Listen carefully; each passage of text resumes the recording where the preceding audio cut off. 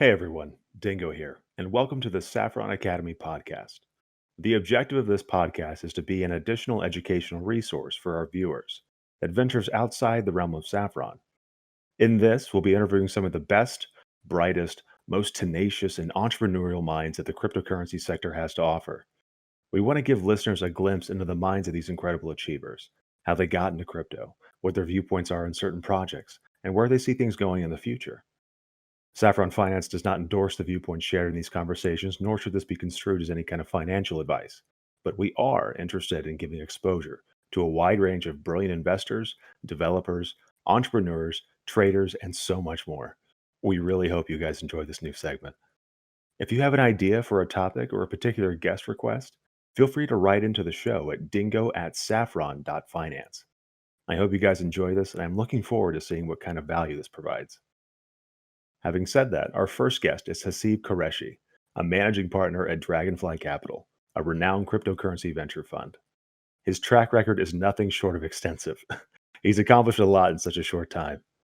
In addition to his time as a managing partner, he's also been a programmer, a writer, a teacher, a public speaker, and not to mention a bit of a poker aficionado. We'll get more into that during the episode proper. I'm really excited to have the chance to be able to interview him, and I know you guys are going to love this one. Thank you.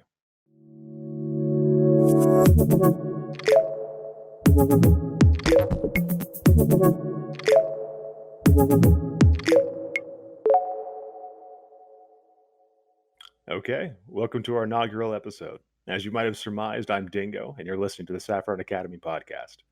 I'm joined today by Haseeb Qureshi, a managing partner at Dragonfly Capital. Dragonfly Capital recently made the news by launching their new $225 million fund to invest in DeFi, NFTs, Ethereum Layer 2 solutions, and more. But before we get into all of that, let's talk a little bit about yourself, Haseeb. How you doing? Hey, Dingo, I'm doing great. How are you doing? I'm doing pretty good.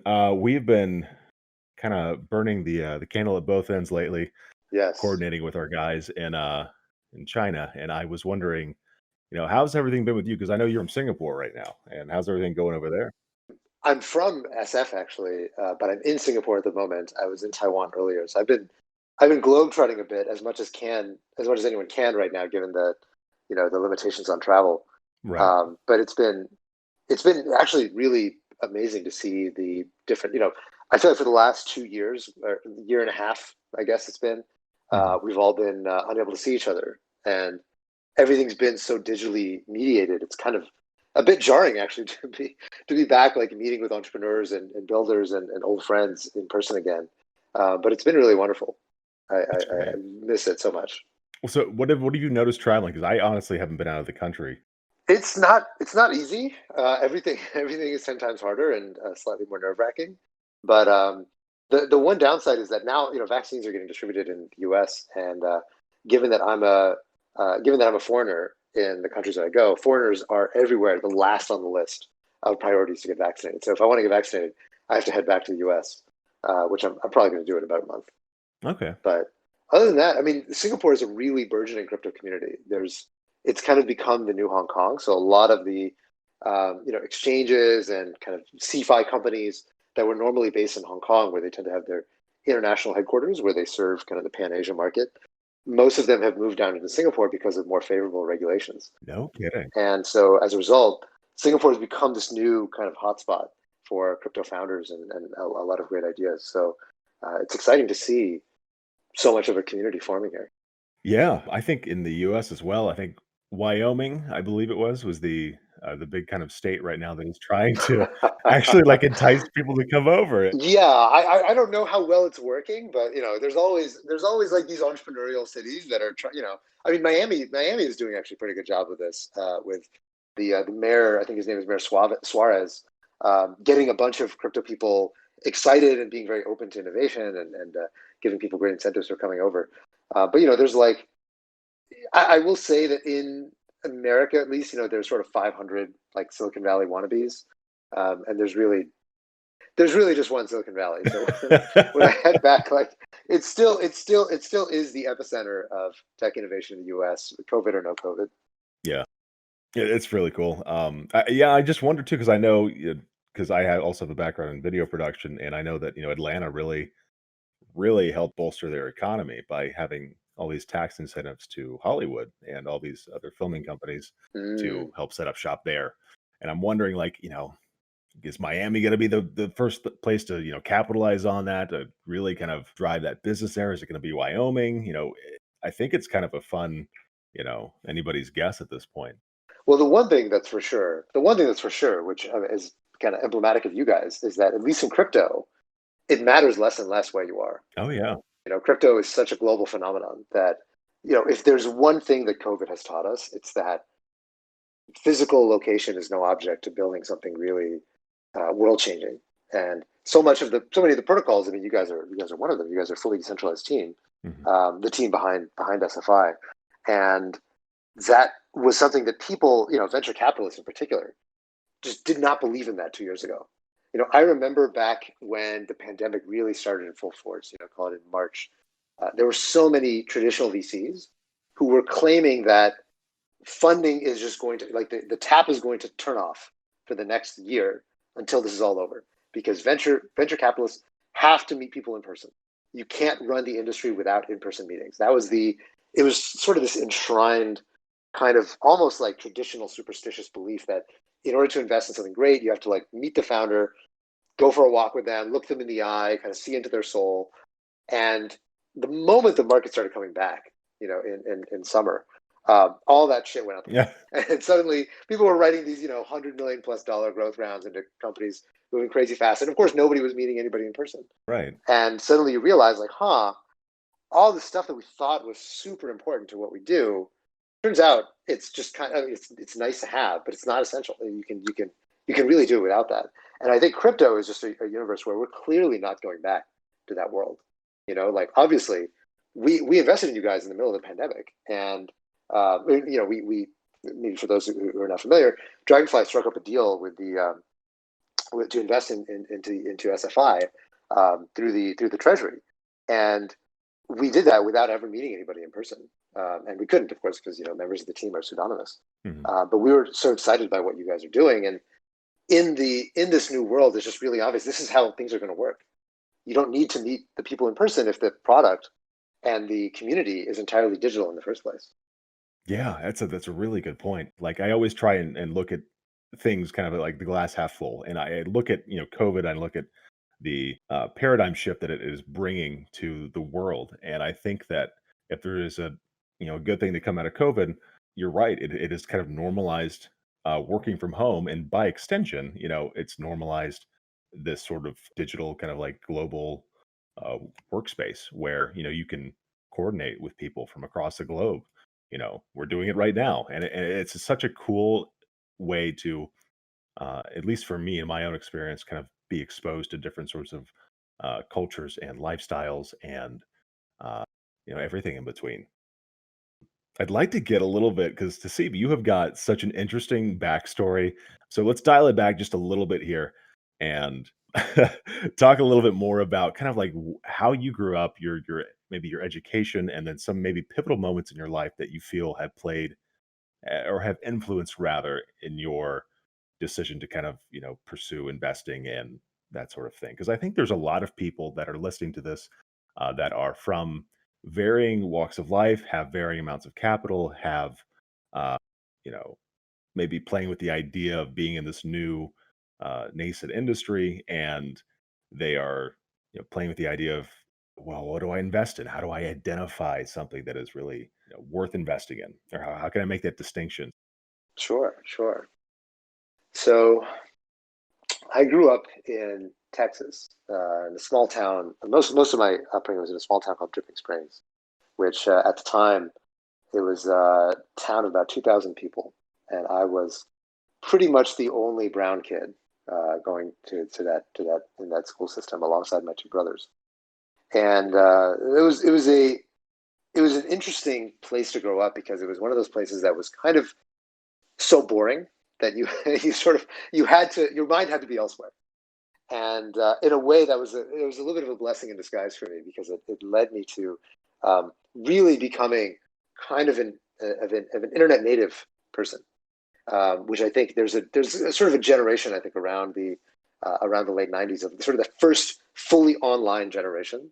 That was me. I was like right at the cusp of when that digital transformation was taking place. So, I remember as a kid kind of growing up in like MSN chat rooms and Oh yeah. AOL chat rooms, and I just totally got like nostalgia. I know. I must have been like 11 years old when I first started, just really spending a lot of time in digital spaces and digital communities, and finding myself more interested in participating in that world than I did in my own middle school and high school. Um, and so, as I was getting older, eventually I went to college. I had a pretty hazy idea of what I wanted to do with my life. I sort of knew that I wanted to do something meaningful, but I didn't really know what that meant. And so I ended up actually, when I was 16 years old, I ended up getting into playing online poker. And that was it was somewhat random how that started. I just had a group of friends who invited me to play a game of poker with them, and I'd never played poker before. I'd played like 5 card stud with the cousins or something, but I've never really played like betting poker with money. And so I played a game of poker. I had no idea what I was doing. Lost a bunch of money. Um, for me, as a kid at the time, it was money, but it was like $5 or something. And I was so kind of frustrated that I didn't know how to play poker. I didn't understand the rules really. I didn't really understand how kind of betting and folding and all this stuff really worked. And so I ended up reading this article, like going up and reading a bunch of articles about poker, and I learned that actually there were a bunch of people playing poker online who were quite young, sort of college kids, who were making a lot of money and doing really well, using statistics and game theory and all these things that were pushing them at the forefront, ahead of the old guard of the traditional poker players who grew up in like Vegas and Dallas card rooms. I thought that just sounded so cool, and I was like, I spend a lot of my time online anyway. I bet I could learn how to do this. And so I got to start as a 16-year-old playing poker online. I didn't have any money naturally, so I was doing it under my older brother's name. And I ended up going from $50 that I got for free from an online promotion, and I worked that up over the course of a year from $50 to $70,000 at the end of a year. Oh my god. And basically, by the time that I was 19 years old, I was ranked one of the top 10 online no-limit hold'em players in the world. So I made a lot of money at a young age. And the interesting thing about poker is that, I mean, it teaches you a lot of lessons, but one of the things that I really take away from it is I have a tremendous amount of understanding and empathy for the people who made a lot of money in crypto. And the reason why I say that is that there's so many commonalities between the way that online poker was back in the day when I was playing back in the late aughts, and what I see from the sort of the young generation that's making a lot of money in crypto, especially around crypto trading. So for one, it's devoting your career toward a weird and somewhat subversive way to make money that is not traditionally prestigious, but is very, very undercrowded. Right? Not a lot of people understand it yet, and it's something that you're not going to get accolades from your parents, or from a significant other's family. They're not going to be very impressed to hear that you're a crypto trader or that you're a professional poker player. But if you're smart, you're somewhat analytical, you're willing to do weird things to make money, you can do extremely well, as a lot of people in this generation have. For some reason, they both tend to be quite male dominated, and they both have. I've noticed the cultures are very similar, where there's a lot of self-deprecation. People call themselves degenerates. The same thing in the same thing in the poker world is like people lovingly call themselves degens. There's a lot of crossover, and I know a bunch of people who are ex-poker players who found their way into crypto as well, although for different reasons for different people. And so there's something also, of course, about understanding and being able to take intelligent risks over and over again that unites, I think, a lot of what I saw in the poker community and what I see in the crypto community. And another thing too is just the fact that because these are such kind of global phenomena, they're primarily held together by online cultures as opposed to in-person cultures. So even if you work for Google or Facebook, although it's an online company, your primary culture is with the people around you. But if you're a crypto trader or a crypto, a DeFi farmer or whatever, whatever you call yourself. It's kind of similar to being an online poker player in that your community is the global community of all the people who do this together. And some of them are competitive, some of them help you, some of them hurt you. People share information, but they also hold back information. It's very, very similar. And so that's one of the things that I feel like I deeply understand about crypto from my background as a poker player. But every generation, I think, has a hustle that young, really aggressive and somewhat subversive people are drawn towards that allows them to make a lot of money. And in the late 2000s, it was online poker. I think in the early 2010s, it was fantasy sports. And it seems like now crypto trading might be declining now just because it's gotten so much more efficient. Now it's like DeFi farming, and there will be some next thing.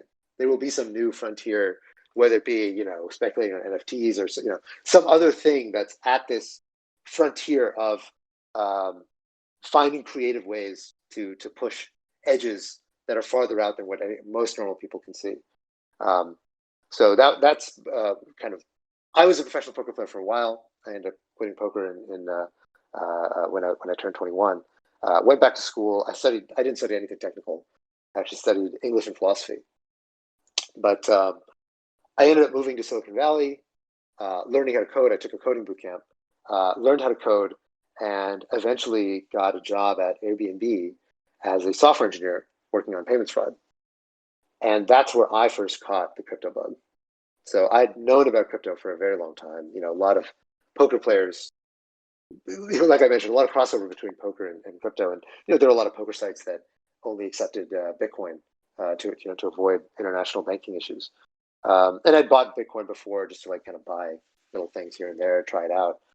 But I never really got the story. I always thought it was just kind of, it's sort of weird way to buy drugs online, which is like, okay, cool. I guess that should be a thing. But it was really when I was working on international payments at Airbnb that the crypto story really started to make sense to me. Before I was at Airbnb, I'd never touched payments at all. I didn't really know very much about how payments worked. And at Airbnb, Airbnb is a very international company. So you're paying people, it's a travel company, right? So you're paying people in, 90 plus countries around the world. And your perception about how international payments works, if you haven't spent any time in it, is that you swipe a credit card and your money just gets there, and there's some digital pipes in between. But working on that system, you realize how the presentation of what's happening is completely disanalogous to what's actually on the back end. What's actually on the back end is that there is no international payment system. There's a bunch of disparate payment systems around the world that don't really totally talk to each other, that are all kind of janky and different, most of them are super old and kind of broken. There's CSVs being emailed at midnight every night and being manually reconciled. There's places where we can't actually digitally pay people, and so we're manually sending checks into PO boxes, and somebody's hitting an API to let us know it's been picked up. There's all this jank on the back end to give the customer the impression that there's an international digital payment system that's real time and 24/7, and you can just click a button on a website and your money gets there. But that's not at all how it works. It's this giant freaking mess. It's just big ball spaghetti. And as an engineer, when you see that, your first instinct is, oh, we should just throw this out and start over. We should build a system that actually comports to the needs that we have as a digital first, global, real-time economy, right? As an internet company, Airbnb is 24/7, but none of these payment systems are 24/7. Why are they not? Why do they shut down on weekend? What the hell is this? And that was when I realized, oh, that's what crypto is. Crypto is these engineers and philosophers and computer scientists and cryptographers and cypherpunks and economists who all got together and said, knowing what we know today about peer-to-peer systems and game theory and cryptography and monetary policy, how would you design a monetary system differently? The thing that dawned on me was that all these different cryptocurrencies, because the natural question, especially in 2016, 2017, was why the hell are there so many? And why is there Bitcoin and Litecoin and Ripple and blah blah blah, Feathercoin and all these random things. And I realized the answer was, oh, these are each different answers to that question of how should a monetary system be constructed. And at that point, I basically was converted because I believe that what happens in this industry, and look, I'm not a Bitcoin maximalist. I'm not somebody who's convinced we're all going to be paying each other with Bitcoin or even Ether. But I do believe that what happens in this industry is absolutely going to change the trajectory of money. And the way we do money 50 years from now is not going to be the way we did money 50 years ago. So that's what convinced me to quit Airbnb and go full time chasing the blockchain. But anyway, that's my spiel about leaving Airbnb. It's so funny how everyone seems to that I've spoken to just seems to have this sort of light bulb moment, and it sounds like you got it much earlier than most. It seems like the people who get into crypto, at least as the early adopter kind of wave, they really get into it, and I can speak to that myself. I mean, I'm coming up on my second year here, so much shorter than your duration in the industry. But I think my own external circumstances, which COVID and lockdowns and all the money printing and that sort of stuff, kind of helped lead me to have a similar sort of like aha Mm. moment.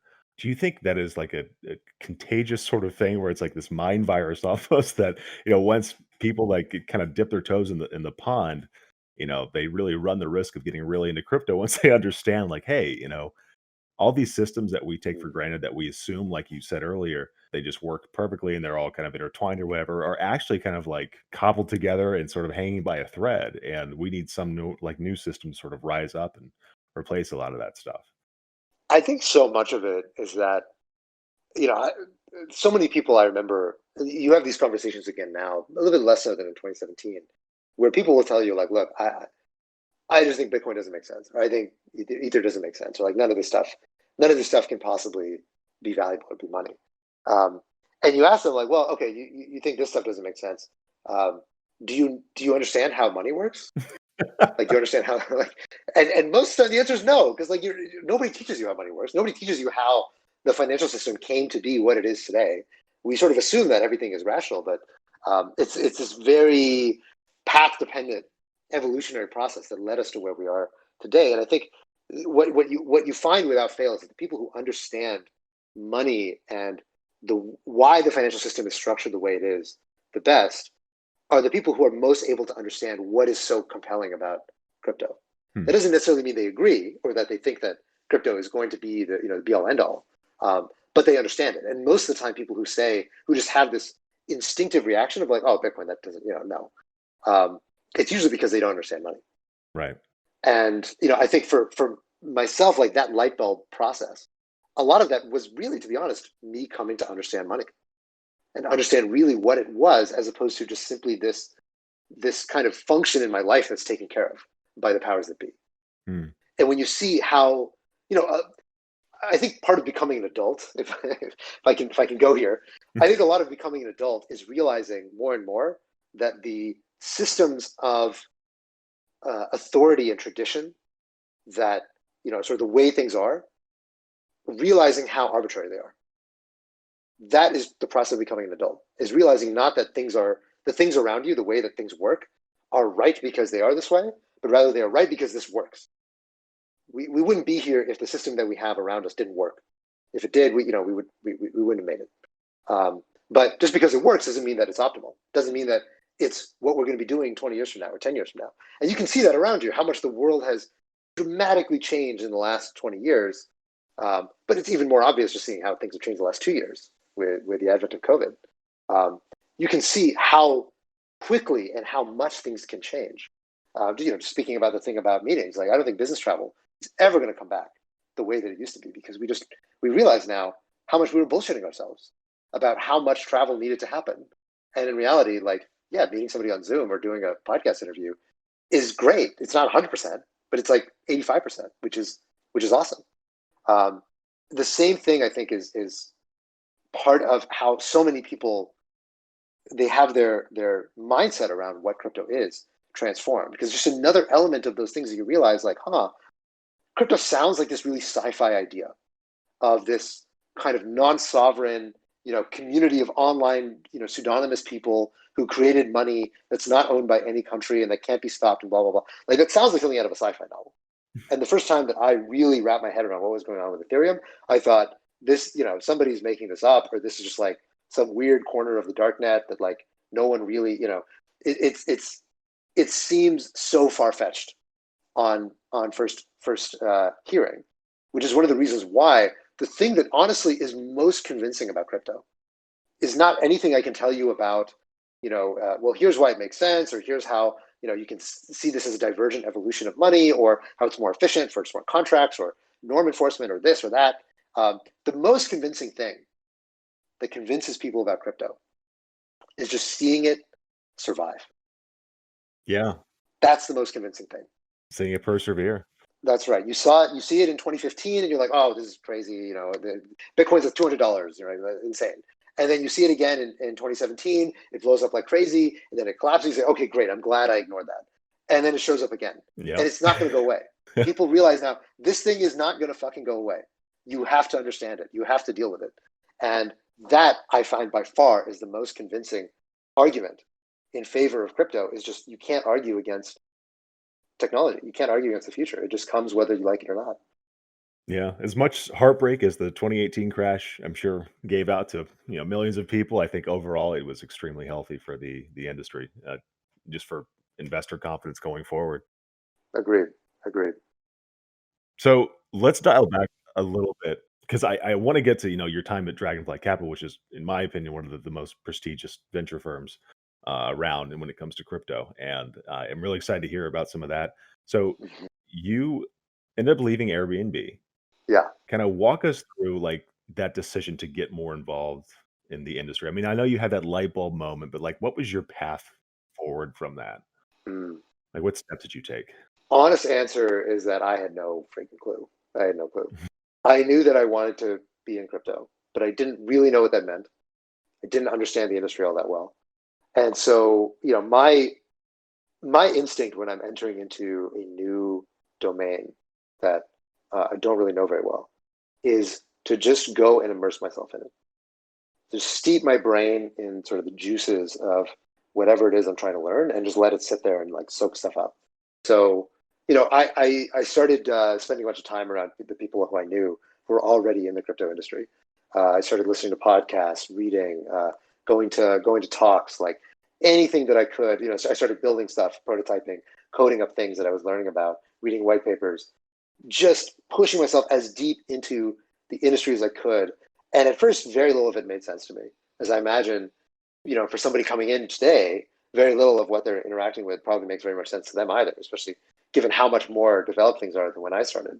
But I just kind of kept, even when I didn't understand things, even when things were way over my head, which they were a lot of the time, I just kind of kept throwing myself in there until eventually, kind of like a child, you just sort of start to see the patterns. You start to understand, like, oh, okay, these two things go together. Oh, okay, this is what Lightning is. Oh, okay, this is what a hash time lock contract is. Oh, here, this is what this thing is. And you start to develop your concepts, and slowly you uncover more and more of the map. At first I was like, okay, I want to build a company, but then I realized I didn't know what the hell I was doing. I didn't know what anyone needed. So you can't really build something unless you know a problem that needs to get solved. And I realized I didn't understand the problems in crypto well enough. And so I decided instead to go join a startup and to, go work in the trenches and build up my intuitions that way.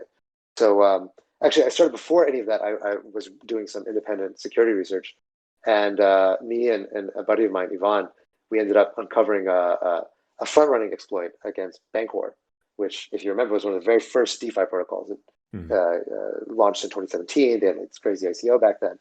And we published this vulnerability, and that was kind of how we first got some street cred within the crypto world. And then I joined this company called 21, which became Earn.com, which got acquired by Coinbase. That's where I got to know Balaji Srinivasan, who's became the CTO of Coinbase soon after that. Then I was working on, after I left there, I was working on a stablecoin startup when I ended up getting to know Naval Ravikant, who is co-founder of AngelList. He ran a fund called, or still runs a fund called Metastable Capital, and he ended up recruiting me to come onto the investing side, and that's actually how I ended up becoming an investor. And it's a long story. I can go into that if you want, but I don't want the entire interview to just be kind of me walking through the minutia of my career. No, you've had such an interesting path, and I think that's a common throughput with a lot of people in this industry. They think outside the box. They're early adopters. They're big risk takers, but sometimes those risks pay off. And you're right. We could sit here and talk, for another hour about your story, but I feel like we should talk about SFI at some point. But sorry, go yeah, ahead. I was like, let's kind of shift this conversation a little bit. But so going forward, the Dragonfly Fund 2 that was rolled out Yes.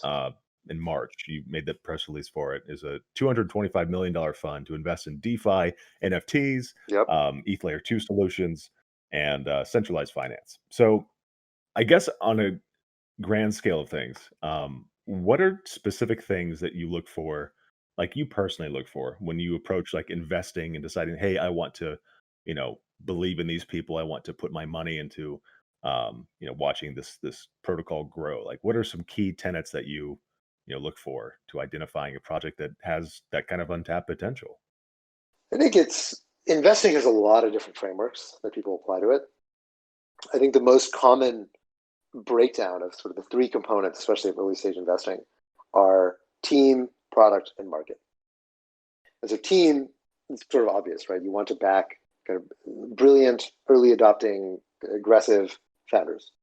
And even in the decentralized finance space, where of course many of these projects are decentralized, pseudonymous, there's a community element to it.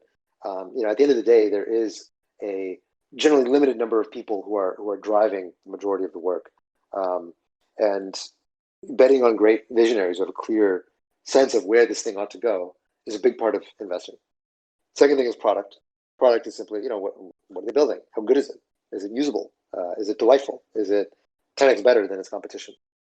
And the third thing is market, which is, you might build an amazing, like tax optimizing software, which is great, but how big of a market is that, right? If you build the best tax optimizing software in the world, that's pretty good. But is it as big as building the next Ethereum?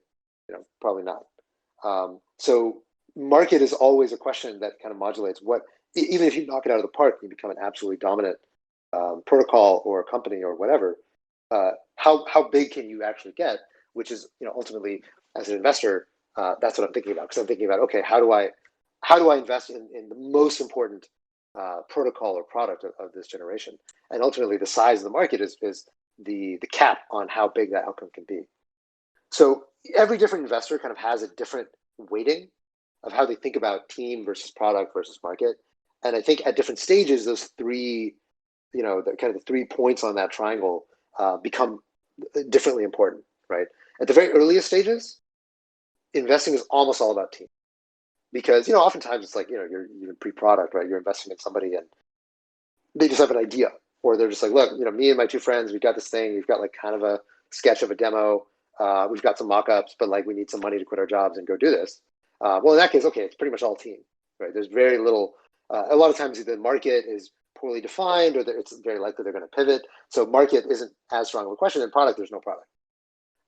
As a company develops or a protocol develops, then I think it sort of shifts more toward product, where it's like, okay, you're starting to really show your chops, and it becomes less about the founders and a great story or just really charismatic energy that's driving the project forward. And it's more about, okay, what did you actually build? What does it work? Do people want it? Is it usable? The metrics growing. And as a company gets, or as a protocol gets more and more mature, then the question really becomes about market, right? So think, for example, something like think something in DeFi like Nexus Mutual, right? Nexus Mutual right now, they're the market leader in DeFi insurance or on-chain insurance.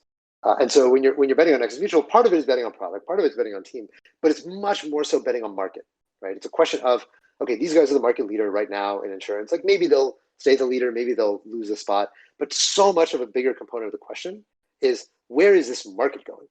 if this market is not going to grow, then it really doesn't matter how much better they do, because they're not going to increase the size of the market. But if you're convinced the market is going to 10x, 100x, because more and more people are going to come onto DeFi and more people are going to need insurance, then it's like, okay, well, probably the market leader is going to continue being the market leader, and that significantly raises the ceiling on what this thing can become. So that's sort of the way that I think about how to approach investing. It depends on stage, and it also depends on the particular type of company it is, right? So DeFi versus CeFi, so to speak.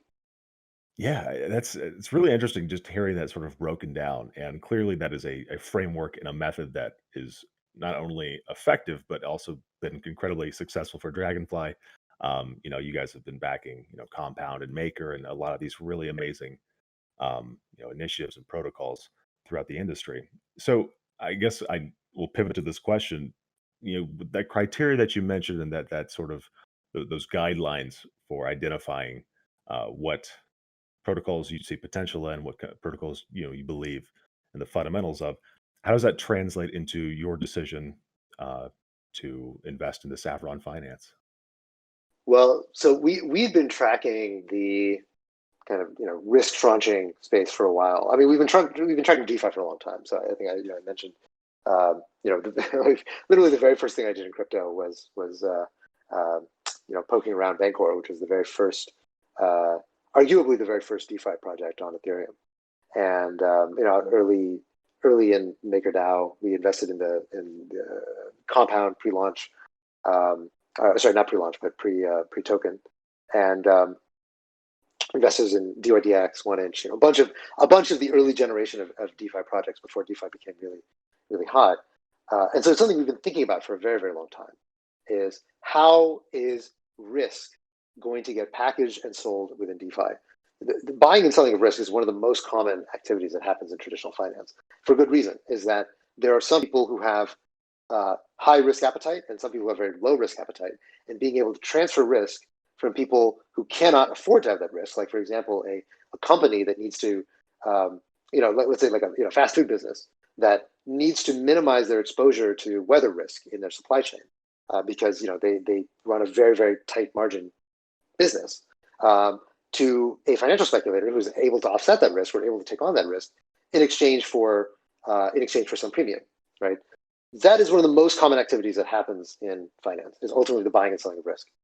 And so in DeFi, naturally, as DeFi matures, one of the big questions is, how is risk going to be bought and sold in DeFi? And up till fairly recently, the answer was that we don't know. There's no real way to buy and sell risk in DeFi. It wasn't that long ago that we started actually getting perps in DeFi. For a long time, there were no perpetual swaps on most of these DeFi coins. Certainly not on-chain ones, and then FTX, I think, kind of kicked off a trend of launching lots of perpetuals on DeFi coins through centralized venues. But for a long time, there was really nothing. It was kind of sort of open field. And so seeing what SFI was doing in risk tranching, risk tranching is one of the oldest methods of being able to buy and sell risk, right? Because if you just think about debt, the way that debt is structured is that debt is senior to equity, right? So if a company gets liquidated, the first thing that happens is that they pay off all their debt holders, and anything that's left over goes to the equity holders. That's tranching, right? SFI, we saw, was the first and most robust solution to the question of how to do risk tranching on chain. And we just thought, kind of looking at those three prongs, market, huge. Absolutely, the buying and selling of risk is going to be a huge, huge thing in DeFi. Big part of the reason why you are not seeing more adoption from institutions, from retail, from whoever, is that DeFi is really risky. And it's hard for people to control that risk. And having tools for people to be able to offload that risk to somebody who's able to take it on in exchange for premiums, that's such a fundamental financial activity that is absolutely going to be essential if DeFi takes off. So market's big. Second thing, product, dope. I mean, Yeah. obviously SFI, version 1 was still early, and there's still a lot to figure out. But you were the first guys to get it working. It was the first protocol that we saw that really was doing the thing that it said on the tin. And so we were just tremendously impressed by that. And it's a hard problem, and there's still a lot to figure out and to solve. But we just saw, and then going to number 3, which is the team. we just saw that the team was absolutely fantastic, and they had been iterating on this and working on this problem before anybody else did, and they built a really vibrant and powerful community. So to us, SFI seemed like a really natural project for us to throw our weight behind. Yeah. Although I want to caveat all of this with saying none of this is investment advice. I'm not saying anything about SFI token, but we're very Right. excited about SFI, the project. Yeah. Well, thank you so much for those kind words. Yeah, I was really floored, and I still am floored every on my day to day too, just being around these incredibly smart people just all the time and interacting with them. Sidekeeper, I don't know, but that guy is a genius. Oh my gosh, just so incredibly bright. Yeah, very humble too, and He's yeah. incredible. So I'm really proud of the team, and Absolutely. I'm glad that that sort of is echoed. So going ahead from that, and I know one of the other big cornerstones of the Dragonfly Fund too was investing in ETH Layer 2 solutions. And I was wondering, I've kind of been looking at this sort of space myself and kind of throwing a little bit of Hmm. interest here and there in terms of ETH competitors. What are your thoughts on that sort of stuff? Do you think it's this digital arms race? Do you think Ethereum will still reign king? Do you think there is some sort of potential for maybe a lesser known protocol like ADA or Avalanche or even Polkadot? It's a good question. I think to some degree, 2 years ago, I was really unsure what the answer to this question was going to be. I shouldn't say was really unsure, but I was maybe, you know, 70% confident Ethereum would win, and 30% like who knows. Now I think it's more like 90% that Ethereum wins, and 10% of a who knows. And who knows could be any number of players, whether it be Avalanche or Neo Protocol or something, something even farther down the list. I don't think BSC is running for that, but I think BSC is still an important part of the pantheon of blockchains. I think a lot of this comes from the fact that Ethereum has just built such an incredible network effect over the last 2 years, especially with the advent of DeFi. And so much of what makes Ethereum Ethereum is not even about the technology.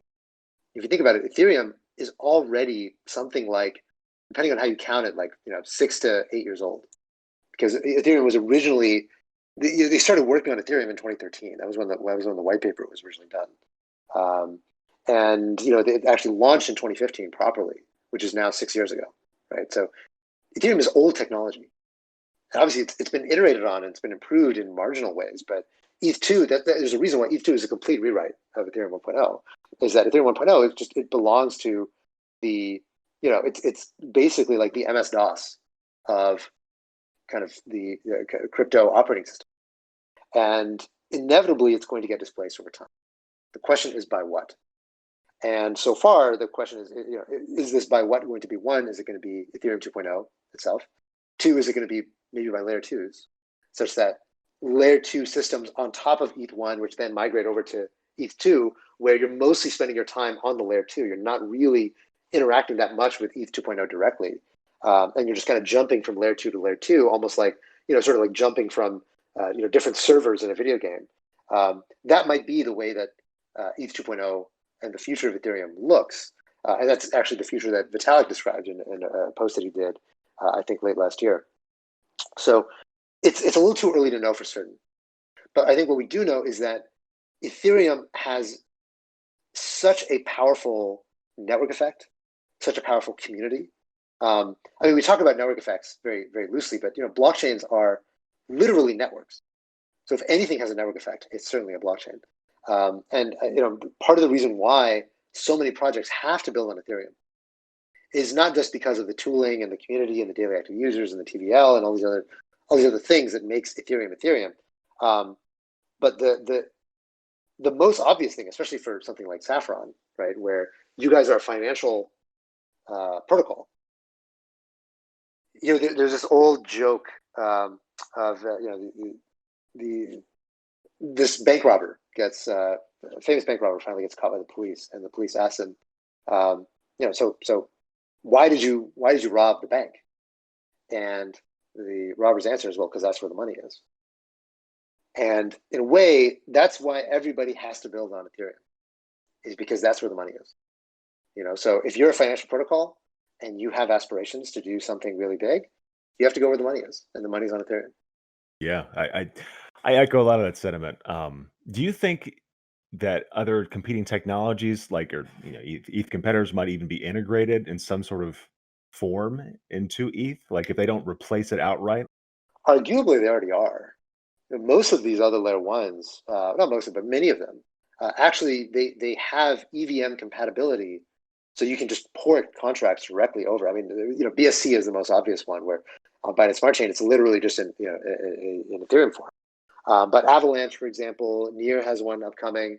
A bunch of other layer ones, Tron have this property that they're EVM, which is the virtual machine of Ethereum, which is all the computer instructions that you could take contracts written on Ethereum and just dump them onto another blockchain and they just work out of the box.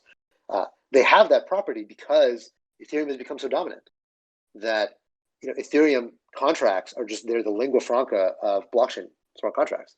So it's actually kind of an uphill battle for those smart contract chains that don't have EVM compatibility, like the Solanas or the Polkadots of the world. I think I believe Solana has EVM compatibility on its roadmap, but right now they don't have any native compatibility. So that's one big element. Is that in a way the answer is already yes. Already they have sort of bent their architectures to say, look, we work with Ethereum and the Ethereum toolchain. But in addition to that, so many of these blockchains have Ethereum bridges. Mm-hmm. I remember back in 2017, so much of the story of Polkadot and Cosmos were that there is going to be generalized blockchain interoperability. And that's such an important problem because there are all these blockchains and they all need to talk to each other. And you can sort of imagine, like, if you sort of imagine a kind of map of, America, like a bunch of different states, and every single state is like every single city rather is like a blockchain, and every single city needs to fly to every single other city, right?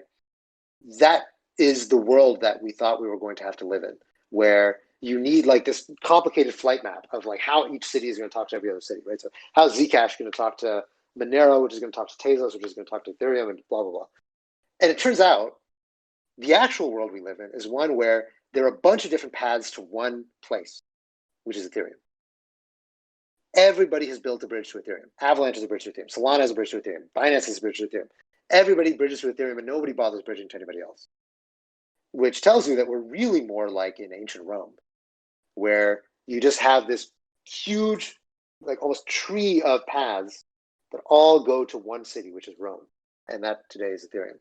That's the world that we actually live in with respect to blockchain interoperability, which tells you something about the real structure of what is the dominant blockchain and what are the sort of, the shipping channels, the trade channels that really matter in this new world that we're seeing. The only trade channel that matters is the trade between your blockchain and Ethereum. And that it seems unlikely to change anytime soon, but we'll see. That is such an interesting point that I hadn't really fully considered before. I'm really glad you brought that up for us and our listeners. As we close out this with respect to your time, I'd like to just ask, what's one thing that you wish you knew earlier when you started your investment journey into crypto, even before, you became a part of an institution, but, even as a retail investor, like what's some sort of piece of wisdom you can impart onto our listeners? That's a really good question. Let me think for a second. Sure. I think I wish I knew earlier. I think, for me, something I wish I knew earlier is that, when I started investing, I was so terrified that I didn't know what I was doing and that I wasn't really qualified to do this. Because how could anybody be qualified to invest into crypto? The thing was just barely invented like a few years ago, like Bitcoin's only been around for a decade. I remember, there's these funny postings like, oh, we want 10 years experience in crypto. Like crypto has only been around for 10 years. So I think one thing that it took me a long time to really internalize is that it's not, you don't really need anybody's permission or anybody's approval to be good at this. You just have to do the work. And I think it took me a long time to really internalize that. And it's something that I now try to pass on to, a lesson I try to pass on to the people at Dragonfly, is that you don't need anybody to approve of you or any credentials or any whatever in order to be great at doing this. Crypto is so specific and it's so new and it's so weird and nuanced and multidisciplinary The only thing you need to do is do the work. If you do the work, you learn how the stuff works. You spend your time in the trenches. You read the white papers. You play around with the contracts. You blah blah blah blah. Right? If you know it better than anybody else does, then you could be really successful in the space. And that's the beauty of crypto, is that it's one of the few things that's really truly meritocratic, in that you either get it or you don't, and if you don't get it, it doesn't matter. No credential or no having gone to some university or worked at some company is going to save your ass if you don't actually know it. I love that. That's a helpful note to go out on, man. Awesome. I really appreciate you taking time out of your busy schedule Of to course. talk with us. This is great. I really enjoyed it, Dingo.